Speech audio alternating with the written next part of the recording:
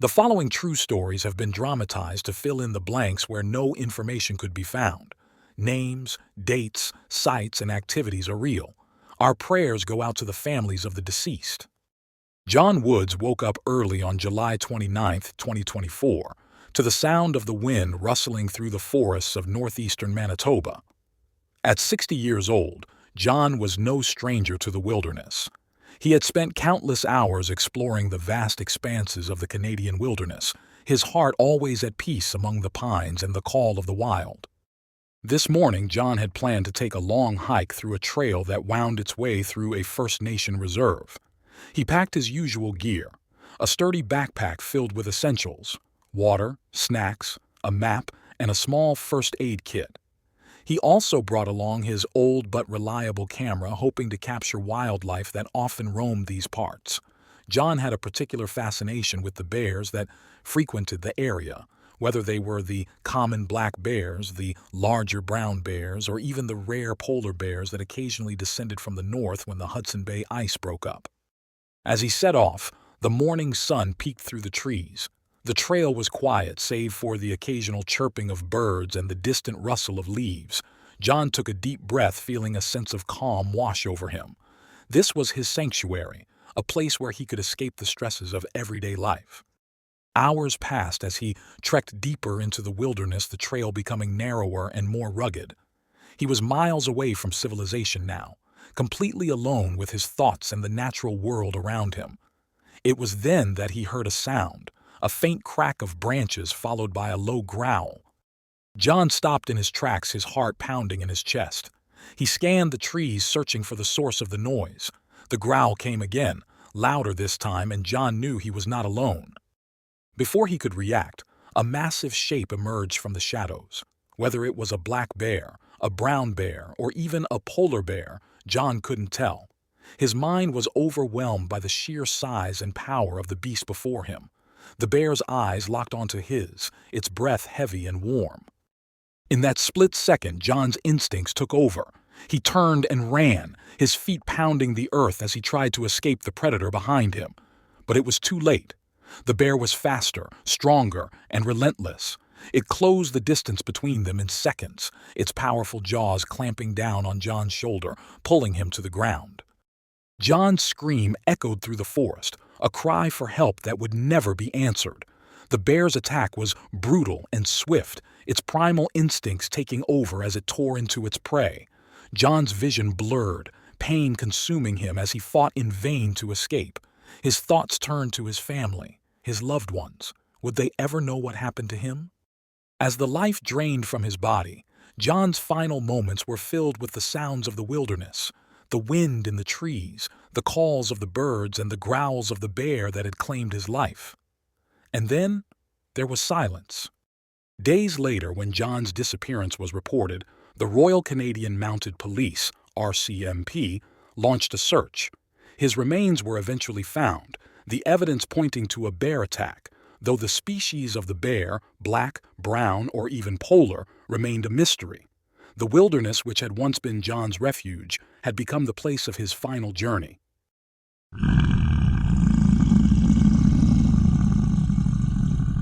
Patrice Miller sat by the window of her quaint cabin nestled in the Sierra Nevada mountains, sipping a cup of tea as the first snowflakes of the season began to fall on the morning of November 8, 2023. At 71, Patrice cherished the quiet solitude of her home, far from the hustle and bustle of city life. The mountains had always been her sanctuary, a place where she could reflect on the years gone by and the memories she had created in these very woods.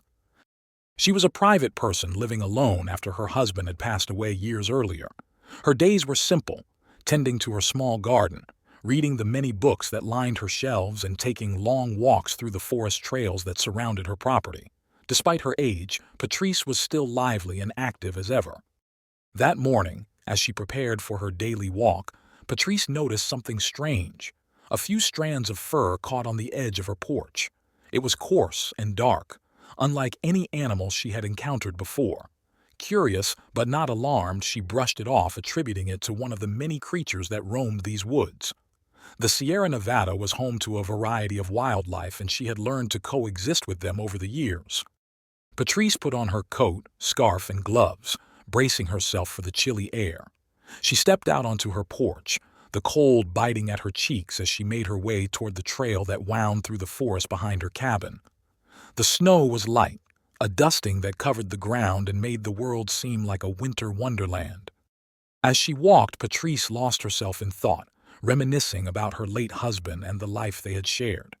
She smiled to herself, feeling a deep sense of peace as she strolled through the familiar woods. But her peaceful walk was abruptly interrupted by a sound, a low growl that seemed to come from the depths of the forest. Patrice stopped in her tracks, her heart skipping a beat. She turned her head, scanning the trees for any sign of movement. At first there was nothing, just the eerie silence of the forest. But then she saw it, a massive shadow moving between the trees, heading directly toward her cabin. Fear gripped her as she realized what she was seeing. It was a bear, and not just any bear, a large, powerful black bear. Patrice had seen bears before, but they had always kept their distance, more afraid of her than she was of them. But this one was different. It seemed to have no fear, its eyes locked onto her with an unsettling intensity. Without thinking, Patrice turned and hurried back to her cabin, her footsteps crunching in the snow. She could hear the bear behind her, its heavy breathing growing louder with each step.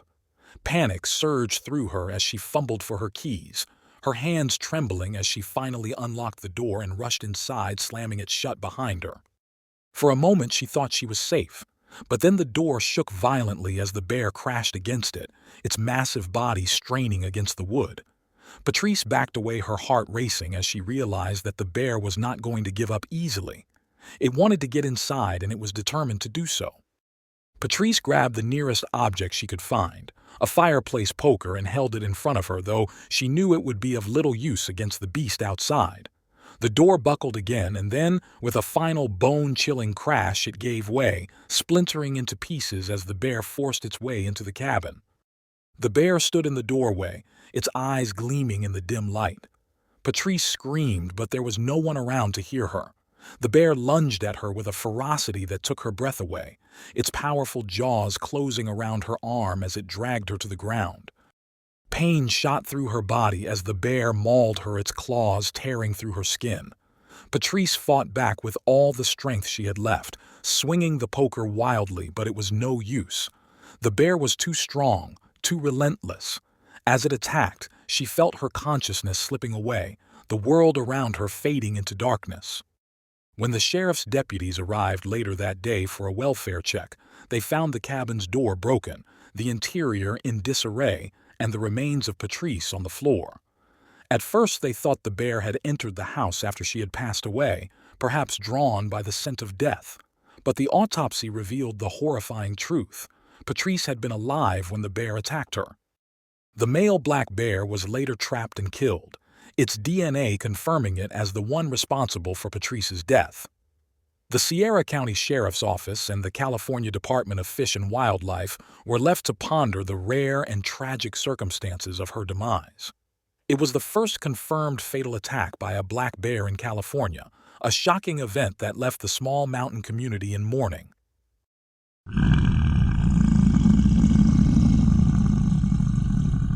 Stephen Jackson sat back in his fold-out chair, gazing up at the starry sky above his campsite on the evening of June 16, 2023. The air was warm, with a gentle breeze rustling the leaves of the trees surrounding him. He had always loved the serenity of camping, the way the world seemed to slow down, allowing him to escape the rush of daily life and reconnect with nature. At 66, Stephen had spent years exploring the great outdoors, setting up camp in some of the most beautiful and remote places he could find. This particular site, nestled deep in a forest far from any town, was one of his favorites. The solitude it offered was unmatched, a perfect place to unwind and reflect. He had arrived at the campsite earlier that afternoon after a long drive on winding, unpaved roads. Once he set up his tent and prepared a simple meal over the campfire, Stephen spent the day hiking through the nearby woods, his footsteps crunching softly on the undergrowth. He reveled in the quiet, the only sounds being the chirping of birds and the occasional snap of a twig underfoot. As dusk fell, he returned to his campsite, the fire crackling gently as he settled into his chair. With a cup of coffee in hand, Stephen let out a contented sigh. The sky was clear, the stars twinkling above.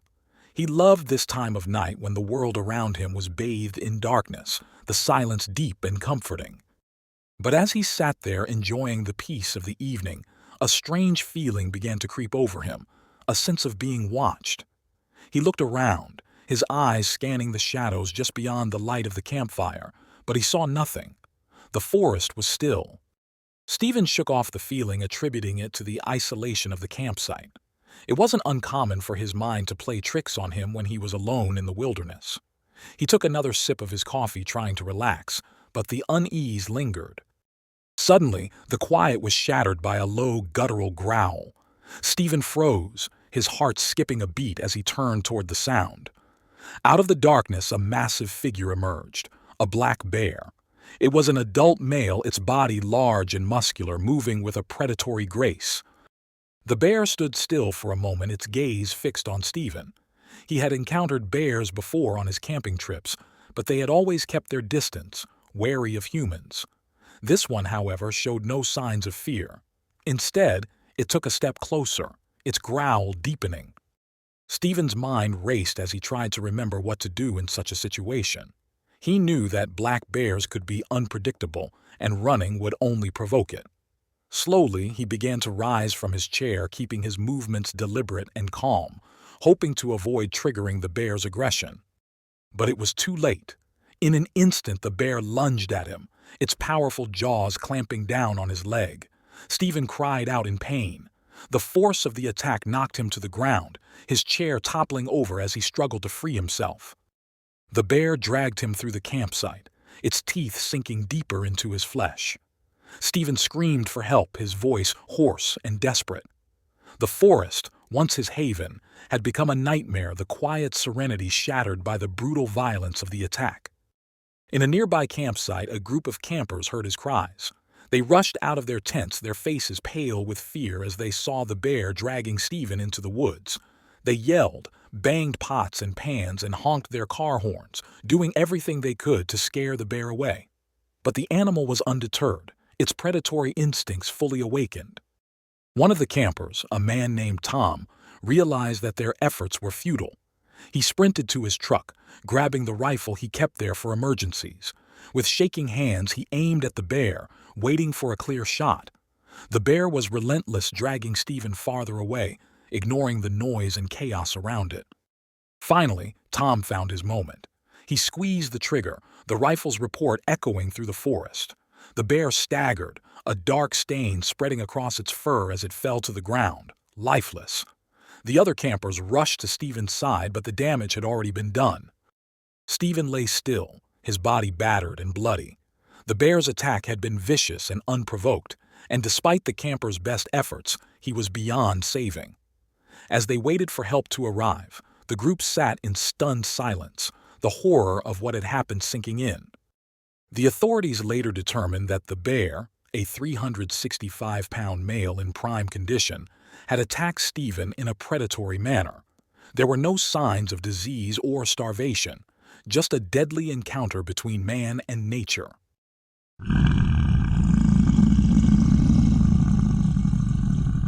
Wendy Nichols, not her real name, stood on the edge of the clearing watching as the helicopter's blades slowly came to a stop. The familiar roar of the engine faded into the stillness of the forest. It was the last day of July 2021, and Wendy was preparing for another day of work in the remote wilderness of Swan Hills, Alberta. At 66, she was a seasoned employee of a helicopter company that provided transportation for tree planters, a job that had taken her to some of the most isolated and beautiful places in the province. She had always loved her work, the thrill of flying over vast stretches of untouched wilderness, and the satisfaction of knowing she was helping to sustain these forests for future generations.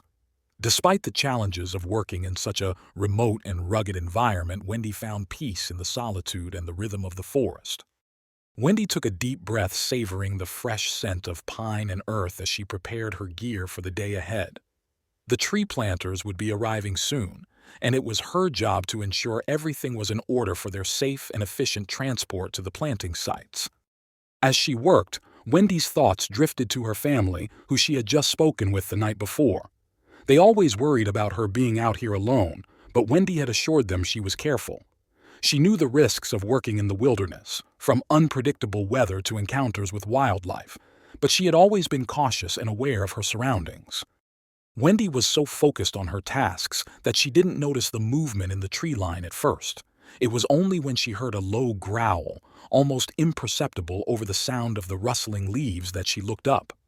Her heart skipped a beat as she saw the figure emerging from the shadows, a black bear, its dark eyes fixed on her with an intensity that made her blood run cold. The bear was massive, its fur glistening in the sunlight as it moved closer. Wendy had seen bears before, but never one this close, and never with such a focused and determined look in its eyes. She froze instinctively, reaching for the canister of bear spray clipped to her belt. Her mind raced as she tried to remember everything she had learned about dealing with bear encounters. But before she could react, the bear lunged. It moved with terrifying speed, closing the distance between them in a heartbeat. Wendy barely had time to raise her arm before the bear was upon her, its powerful jaws clamping down on her shoulder. She screamed as the bear dragged her to the ground. The pain was excruciating, but Wendy fought with all the strength she had. She kicked and hit at the bear, trying to reach the spray, but the animal was relentless. It mauled her with a ferocity she had never imagined, its claws tearing through her clothes and skin as it shook her like a rag doll. Wendy's vision blurred as the bear continued its attack, her strength fading with each passing second. She thought of her family, of the life she still wanted to live, but the bear gave no mercy.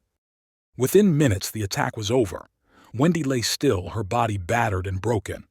The bear stood over her for a moment, its breath heavy and ragged, before it finally retreated back into the woods, leaving the clearing silent once more. It wasn't long before the tree planters arrived, their shouts of horror piercing the stillness as they discovered Wendy's lifeless body. The authorities were called, and the hunt for the bear began immediately. It took hours to track the animal, but by the end of the day, the bear was found and killed by wildlife officers. The news of Wendy's death sent shockwaves through the small community of Swan Hills and beyond. She had been a beloved figure, known for her kindness and dedication to her work. Her family, devastated by the loss, struggled to understand how something so terrible could have happened to someone so careful and experienced.